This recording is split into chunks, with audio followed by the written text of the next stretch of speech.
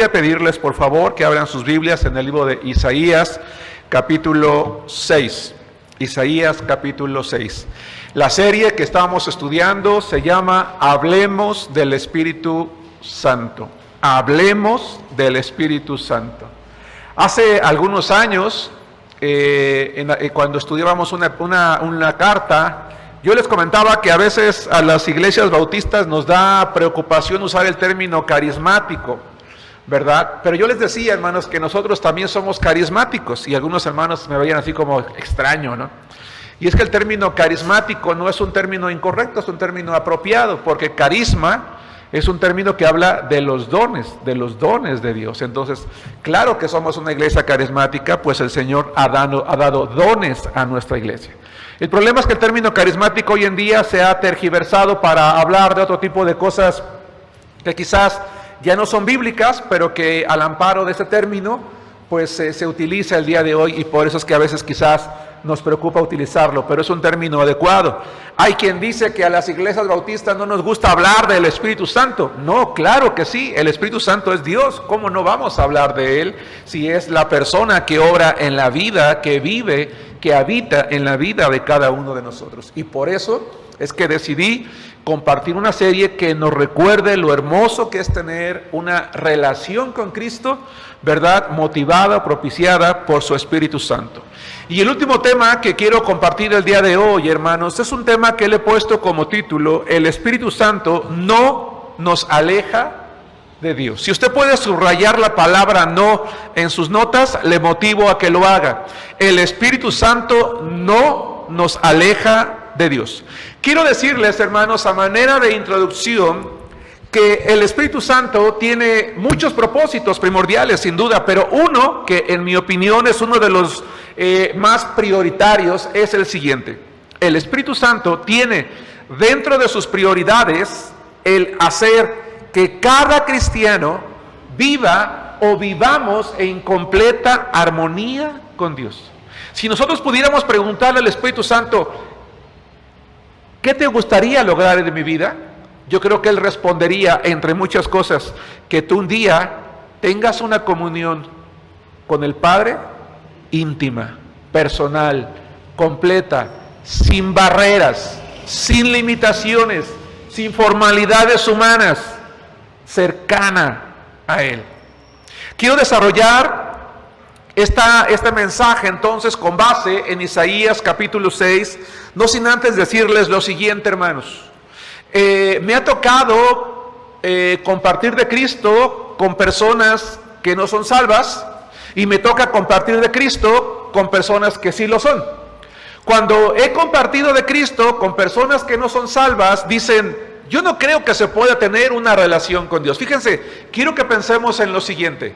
Cuando tenemos la oportunidad de platicar con personas que no están acostumbradas a leer la Biblia o a tener una comunión con Dios, y les decimos que pueden hacerlo a través de la persona de Jesucristo, nos dicen: no, yo no creo poder tener una relación personal con Dios. Yo no creo que sea posible tener una comunión directa con Dios. Yo creo que necesito alguien que interceda por mí, alguien que intervenga por mí, porque yo creo que no puedo hacerlo debido a mis pecados. Pero cuando hablamos con cristianos, hay cristianos que tampoco creen que pueden llegar a tener una relación personal o completa con Dios. Sin embargo, la Biblia, hermanos, nos enseña que toda persona puede llegar a tener, podemos llegar a tener una comunión íntima con Dios. Ciertamente dice la Biblia que nadie somos dignos de acercarnos a Dios. Eso es cierto, nadie somos dignos de acercarnos a Dios, pero por gracia, a través de Jesucristo, podemos no solamente tener una comunión con Dios, sino que un día anhelamos vivir ante Él en su gloria. ¿Cómo es posible esto? Vamos al libro de Isaías capítulo 6, versículo 1. Y vamos a notar, hermanos, en este pasaje de la Biblia, vamos a recordar a un hombre llamado Isaías. Isaías, hermanos, es un hombre, ¿verdad?, que Dios levanta ante el pueblo de Israel en un tiempo en el que el pueblo de Israel está viviendo una situación de rebeldía, de pecado, de alejamiento, la comunión del pueblo se había roto. debido a la forma en la que ellos estaban viviendo su vida. Dios va a llamar a este hombre llamado Isaías como un predicador. En aquel entonces les llamaban profetas, como un predicador para mandarlo a su pueblo a decirles o a recordarles la clase de relación que él quería tener con este pueblo. El problema es que Isaías, antes de ser llamado por Dios, tiene una revelación de él que le lleva a darse cuenta que él es indigno de estar delante de Dios, y sin embargo vamos a ver el día de hoy cómo Dios hace que este hombre pueda estar ante su presencia. Y quiero partir de allí hacia el Nuevo Testamento para comprobar que podemos tener una relación con Dios sin barreras, porque el Espíritu Santo nunca nos va a alejar de Él. Dice Isaías capítulo 6, versículo 1, primero voy a leer la porción de los versículos 1 al 8 y más adelante voy a explicar. Voy a leer, dice la palabra de Dios así, 6:1. En el año en que murió el rey Usías, dice, vi yo al Señor sentado sobre el trono alto y sublime, sentado sobre un trono alto y sublime, y sus faldas llenaban el templo. Por encima de él había serafines, cada uno tenía 6 alas, con 2 cubrían sus rostros, con 2 cubrían sus pies, y con 2 volaban. Y el uno al otro daba voces diciendo, Santo, Santo, Santo, Jehová de los ejércitos, toda la tierra está llena de su gloria. Y los quiciales de las puertas, dice el versículo 4, se estremecieron con la voz del que clamaba, y la casa se llenó de humo. Y dice más adelante en el siguiente verso, entonces dije, noten lo que dice Isaías, ay de mí, que soy muerto, porque siendo hombre inmundo de labios, y habitando en medio de pueblo que tiene labios inmundos, han visto mis ojos al Rey, Jehová de los ejércitos. Y voló hacia mí uno de los serafines, teniendo en su mano un carbón encendido, tomado del altar con unas tenazas, y tocando con él sobre mi boca, dijo, he aquí que esto tocó tus labios, y es quitada tu culpa, y limpio tu pecado. Después oí la voz del Señor que decía, ¿a quién enviaré? ¿Y quién irá por nosotros? Entonces respondí yo, heme aquí, envíame a mí. Hermanos, dice la palabra de Dios que el Señor muestra una revelación allá por el año 740, porque la historia muestra que es la época en la que muere este rey llamado Usías, al profeta Isaías. Dice que él tiene una visión, hermanos, de Dios, sí, sentado en su trono de gloria en el templo. En aquellos entonces, hermanos, cuando un rey, ¿verdad?, quería mostrar su realeza, acostumbraba, un rey oriental, hermanos, cuando quería salir delante de su trono o mostrarse ante sus súbditos, solía, hermanos, salir envuelto en un manto real, en un manto muy, muy grande, que era símbolo de su majestad, de su grandeza, de ese rey. Y solía ir acompañado por ejércitos, ¿verdad? Por hombres, por sus generales, quizás por sus capitanes de guerra, como una muestra de poder. Entre más grande y más valerosos fuesen aquellos guerreros, ¿verdad? Entonces hablaba de la fuerza y de ese poder de ese rey. Isaías tiene una visión de Dios semejante a la de un rey sentado en su trono de gloria. Nada más que aquí ve al Señor sentado, insisto, en su trono. No tiene soldados, no tiene generales, no tiene capitanes, sino rodeado de ángeles, rodeado de serafines.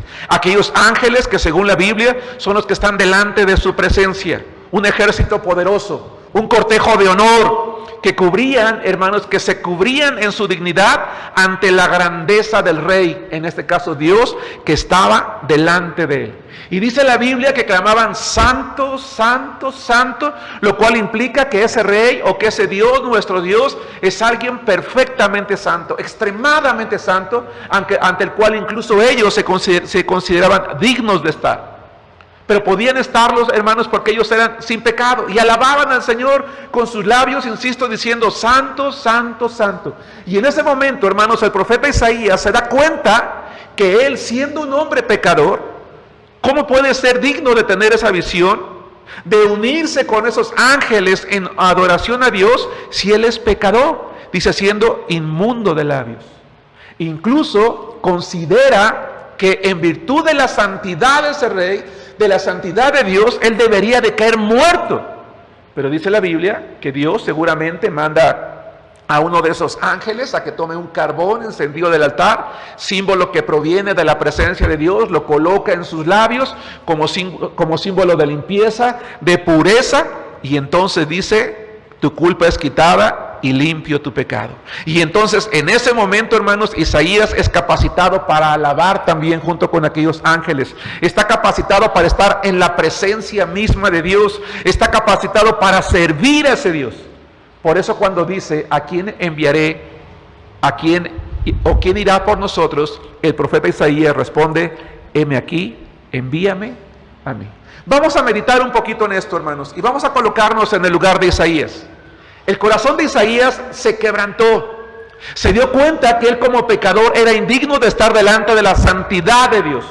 ¿Podía él hacer algo para evitar lo inevitable, es decir, caer muerto en virtud de estar ante la gloria de Dios? No. Sin embargo, el hecho de ser quebrantado en su corazón, de reconocerse pecador ante la santidad de Dios, es lo que hace que Dios envíe a ese ángel, ¿verdad? Y simbólicamente coloque ese carbón como señal del perdón de Dios. Y entonces en ese momento, ese hombre indigno, como tú, como yo, como todos nosotros, es capacitado para estar delante de la presencia de Dios. Sin ninguna barrera, sin ninguna limitación. Hoy nosotros como hijos de Dios podemos aspirar, hermanos, a tener una relación de esta manera. Sí. Acompáñenme a Tito acompáñenme, por favor, a Tito capítulo 3, versículo 4, en el Nuevo Testamento. Hoy cada ser humano podemos realmente, hermanos, tener una comunión con Dios y no necesitamos un intermediario, no necesitamos un hombre, no necesitamos a nadie. Lo único que necesitamos es acercarnos a Dios a través del arrepentimiento de nuestros corazones, a través de nuestra fe en Jesucristo. Es decir, a través de reconocer que somos pecadores, pedirle perdón a Dios, tener fe en Jesucristo, y dice la palabra de Dios que en ese momento el Espíritu Santo va a renovarnos, a lavarnos, a limpiarnos de nuestros pecados y a capacitarnos para estar, hermanos, para acercarnos a Dios, para alabar a Dios y para servir a Dios. Vamos a ver lo que dice Tito capítulo 3, versículos 4 al 7. Voy a leer la palabra de Dios y dice: pero cuando se manifestó la bondad de Dios nuestro Salvador y su amor para con los hombres, nos salvó. Ojo, no por obras de justicia que nosotros hubiéramos hecho. Lamentablemente, hermanos, vivimos en un tiempo en el que los seres humanos creíamos que teníamos que hacer obras para ganar el cielo. Que creíamos que teníamos que hacer obras para poder acercarnos a Dios.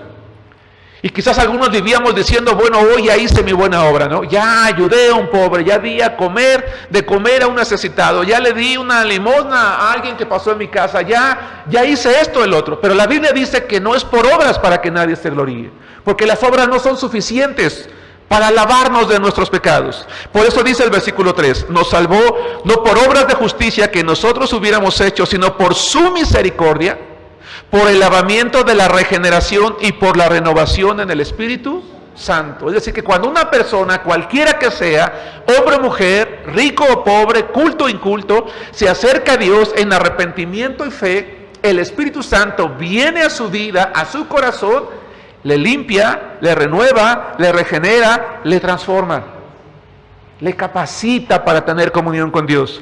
Y dice el versículo 6: el cual derramó en nosotros abundantemente por Jesucristo nuestro Salvador. Es decir, el Espíritu Santo no solamente viene, nos lava, nos regenera y nos renueva, sino que se queda a morar en nuestro corazón. Y dice el versículo 7: para que justificados por su gracia. A ver, ¿qué significa la palabra gracia, hermanos? ¿Cuál es la idea de la palabra gracia? Regalo inmerecido. Isaías no era digno de estar ante la santidad perfecta de Dios, ante aquel que los ángeles clamaban santo, santo, 'santo', pero por gracia Dios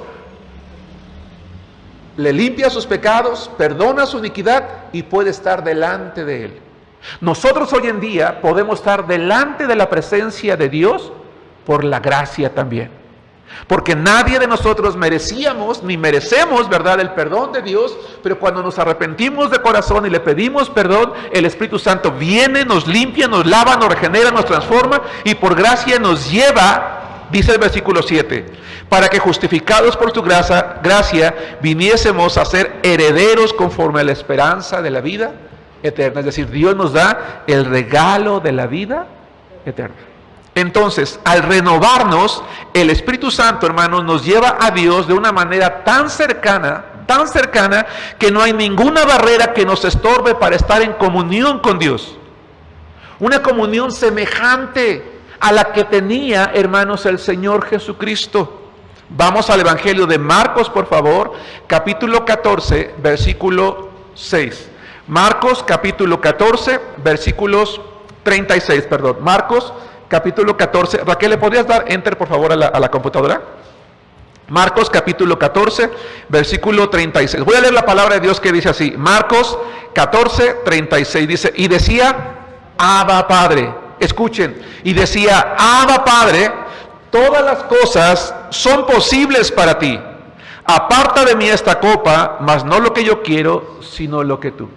Hermanos, ¿qué significa la palabra Abba que Jesús usó cuando oraba a su Padre? Quiero que notemos que cuando se dirige a su Padre, Él utiliza un término griego, ¿verdad?, transliterado del arameo, Abba. ¿Qué significa esta palabra? Esta palabra simple y sencillamente significa Padre. Pero a ver, eso no es todo. Vamos a comprender un poco.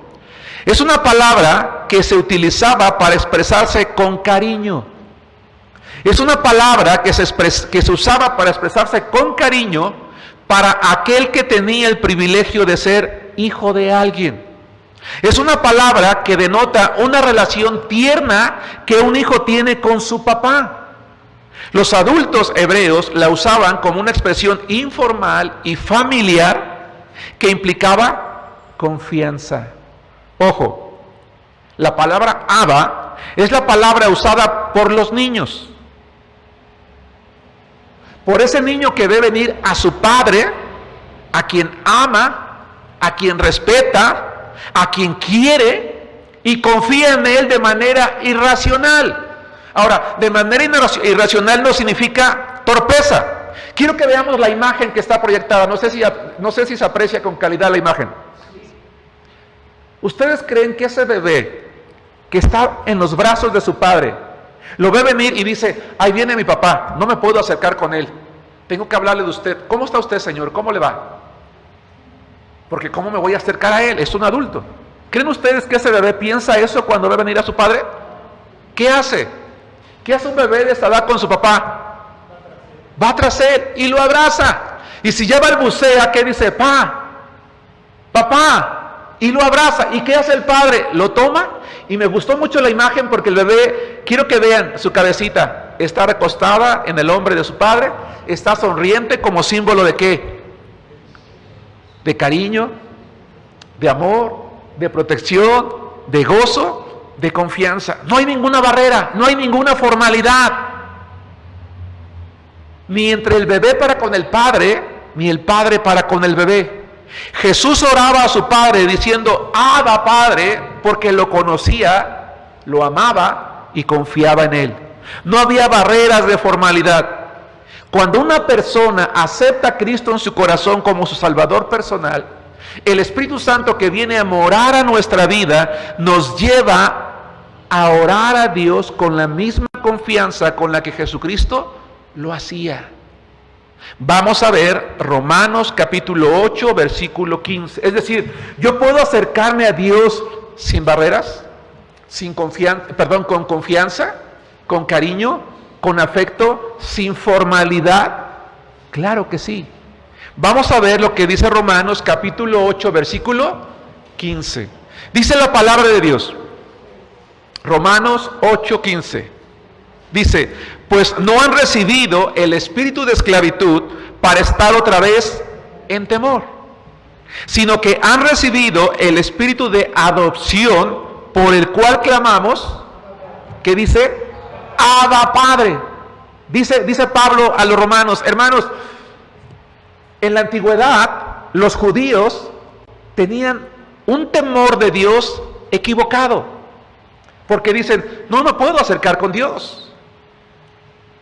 Era un temor tan equivocado que no se atrevían a pronunciar su nombre, no se atrevían a escribirlo. Y los maestros de la ley le enseñaban a las personas que Dios era alguien tan lejano o tan santo, lo cual es cierto, pero tan lejano a la vez, que no te podías dirigir a Él, que ni siquiera su nombre, hablarlo, mencionarlo, escribirlo. Pero viene Jesús y cuando Él ora y dice, Abba Padre, sus discípulos se quedan admirados de la manera como Él habla con el Padre, con un deseo de que ellos puedan tener esa misma comunión con Él. Y cuando Pablo, inspirado por el Espíritu Santo, escribe la epístola, dice que el Espíritu Santo nos lleva a acercarnos a Dios sin temor. Y quiero que observen que la frase Abba Padre está entre signos de admiración, sorpresiva. Claro que tú también puedes orar a Dios y decirle, Padre. Insisto, es preocupante, hermanos, que los judíos no se acercaban a Dios con confianza. Ellos habían colocado muchas barreras, muchas formalidades entre los hombres y Dios. Y a veces cuando nosotros leemos la Biblia decimos, ¿por qué eran tan duros los judíos en aquel tiempo? Pero saben, hermanos, hoy en día hay muchas iglesias y hay muchos pastores que les dicen a sus miembros exactamente lo mismo. Tú no te puedes acercar con confianza a Dios. Tú necesitas un intermediario, un intercesor, una persona, llámalo como quieras. Un santo, una virgen, un pastor, lo que tú quieras. Pero la Biblia no enseña eso. La Biblia dice que podemos ir directamente delante de Dios. Hay iglesias que dicen, no, si puedes ir con Dios, pero tú no le puedes hablar de tú. Señor, vengo ante tu presencia, tienes que hablarle de usted, porque tú no eres digno de hablar con Él. Y hay cristianos que, Señor, y a usted le hablo, y a usted le digo, y a usted le pido, y a usted, colocando, ¿qué, hermanos? Una informalidad o una barrera que Dios no ha puesto. Pablo dice que tenemos el privilegio de ser hijos de Dios, que podemos acercarnos con Dios sin ningún temor, sin ninguna barrera, con la misma confianza que un niño va a los brazos de su padre a ser amado por él. El Espíritu Santo nos motiva a acercarnos a Dios de esa manera. Vamos a Gálatas capítulo 4 versículo 6 y vamos a corroborar otra vez lo que estoy enseñando. Hermano, hermana, ¿cómo está tu vida de oración? ¿Dedicamos tiempo a la oración? ¿Tenemos comunión con Dios? Una comunión con confianza en la que sabemos que Dios es ese Padre que nos ama, ante quien podemos acercarnos todos los días, en cualquier momento, con nuestras palabras. A veces decimos, es que yo no sé orar, yo no sé hablar con Dios. Oye, Dios no está buscando a la persona que habla con mucha elocuencia, o muy bonito, o con palabras rebuscadas. No, Él está buscando personas que le hablen desde el corazón. Dice Gálatas capítulo 4, versículo 6. Y por cuanto son hijos, Dios envió a sus corazones el Espíritu de su Hijo, el cual clama, Abba, Padre. Es decir, Dios espera que ahora que tenemos al Espíritu Santo, ¿qué estemos anhelando todos los días? Buscarlo, estar en comunión con Dios. Lo más natural es que así como un papá, como un niño, cuando ve llegar a su padre del trabajo, del negocio, de algún lugar, porque no lo ha visto durante todo el día y se emociona y hace a un lado sus juguetes o su comida y no le importa si está limpio, si está sucio, va y lo abraza, ¿verdad? Corre para que el padre lo cargue o se cuelga de su pierna con confianza, ¿verdad? Porque está emocionado. Así espera que nosotros, hermanos, nos emocionemos de buscar a Dios todos los días. Todos los días. Dice Hebreos capítulo 4, versículo 16, que podemos hacerlo con confianza, con toda la certeza. Dice Hebreos capítulo 4, versículo 16 lo siguiente: acerquémonos pues confiadamente al trono de la gracia. A ver, yo les comentaba hace rato que Isaías tiene una visión, ¿a quién ve Isaías? Él ve al ángel de Jehová, porque Dios es espíritu. A Dios no lo ha visto nadie jamás. Él tiene una revelación de Cristo preencarnado en su gloria, en su trono de gloria. Es a quien ve Isaías, hermanos. Pero déjenme decirles que antiguamente no cualquier persona podía ir ante un rey. Hermana, así tú fueras la esposa del rey, o hermano, así tú fueras el hijo del rey, si tú te atrevías a ir a donde él estaba sentado en su trono y no te había llamado, tú eras digno de muerte. Así como lo oyes, así fueses la esposa o el hijo. Si el rey no te había mandado llamar, tú podías ser digno de muerte. Así que si tú pretendías acercarte a la sala donde estaba el trono, y si él no extendía su trono, su cetro ante ti, los verdugos te cubrían el rostro y morías. Pero la palabra de Dios dice que Dios está en su trono de gloria y nosotros podemos acercarnos a Él. ¿Cómo, hermanos? Confiadamente.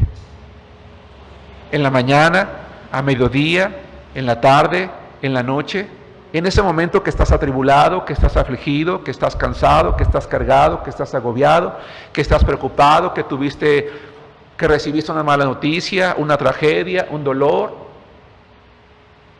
En cualquier momento. Isaías reconoció que no merecía estar ante la presencia de un Dios santo, pero fue capacitado para ello. Nosotros hemos sido perdonados y renovados por el Espíritu Santo para acercarnos al Señor sin formalidades. Y vean lo que dice este verso 16: para alcanzar misericordia y para hallar gracia para el oportuno socorro. Yo no sé si a ti, hermana o hermano, te ha pasado esto. Aquí habemos muchos que somos papás o mamás. ¿Te ha pasado que algún día tu hijo llegó delante de tu esposo o ante ti, hermano, pero venías de malas y hazte para allá? Y el niño muy emocionado se acercaba y te quería abrazar. No, estás muy sucio, hazte para allá, hazte para allá. O sabes que no tengo ganas, ahorita no me molestes. Y el niño se iba llorando con su mamá. O con el abuelito, ¿no? Y de repente, oye, qué grosero eres, pues si nada más te quería abrazar. Sí, pero no tengo ganas, estoy de mal humor, hazte para allá. Y tú dices, oye, qué feo, ¿no? Con Dios no. Cuando nos acercamos a Dios, podemos ir con la confianza de que vamos a alcanzar misericordia y hallar gracia para el oportuno socorro. Es decir, Él no solamente nos va a escuchar, sino nos va a ayudar en aquello que le clamemos a Él. Cuando hablamos del Espíritu Santo, hablamos de la persona de Dios que nos lleva, que nos atrae al mismo, al Padre, con confianza, sin ninguna barrera. Vamos a leer, casi estoy por terminar, Efesios capítulo 3, versículo 18. Y vamos a mencionar un detalle interesante aquí. Primero vamos a leer Efesios capítulo 3, versículo 18, por favor. Dice así la palabra de Dios: sean plenamente capaces de comprender con todos los santos, es decir, con todas las personas de la iglesia. En la Biblia se le llama santos, escucha esto, en la Biblia se le llama santos no a quien está en un altar, sino a una persona, sea hombre o mujer, que se ha arrepentido de sus pecados, le ha pedido perdón a Dios y como consecuencia es un hijo de Dios. Porque la palabra santo significa apartado para o con un propósito específico. Es decir, esa persona que ha reconocido sus pecados porque le ha pedido perdón a Dios y ha creído en Jesucristo, es ahora apartada para Dios con el propósito de servirle como instrumento. Y entonces dice, sean plenamente capaces de comprender con todos los miembros de la iglesia cuál sea la anchura, la longitud, la profundidad y la altura, y de conocer el amor de Cristo que excede a todo conocimiento, para que sean llenos de toda la plenitud de Dios. Hermanos, con base en este verso, ¿qué espera Dios que conozcamos acerca de Él, acerca de Cristo? ¿Su qué, hermanos? Su amor. Un amor que excede, ¿qué dice? A todo conocimiento. Y yo quiero pensar que el bebé que estaba, o el niño que estaba sentado, recostado en la imagen anterior, en los brazos de su padre, es un niño que cada vez, en la medida en la que él va creciendo y es recibido por su padre en esos brazos y acogido y apapachado y se puede recordar y puede recostarse allí, él va acumulando en su mente esos momentos. Y el día de mañana ese niño va a ser un muchacho, un joven, un adulto que se sabe amado. Porque los brazos de su padre siempre estuvieron listos para recibirlo. Y entre más crecía, más conocía el amor de ese padre. Porque ya creciendo ya podía platicar con él, ya podía conversar con él, ya podía decirle cómo se sentía, qué le molestaba, qué le dolía, qué le afligía, a qué le tenía temor. Dice, yo siempre que fui con mi padre, él estuvo listo para escucharme. ¿Cierto? Dice Efesios que eso es lo que Dios quiere que nosotros conozcamos de él. Su amor que excede a todo conocimiento. El Espíritu Santo, hermanos, no nos aleja de Dios, nos acerca a Él. Sin barreras, sin formalidades humanas. Pero, hay un pero.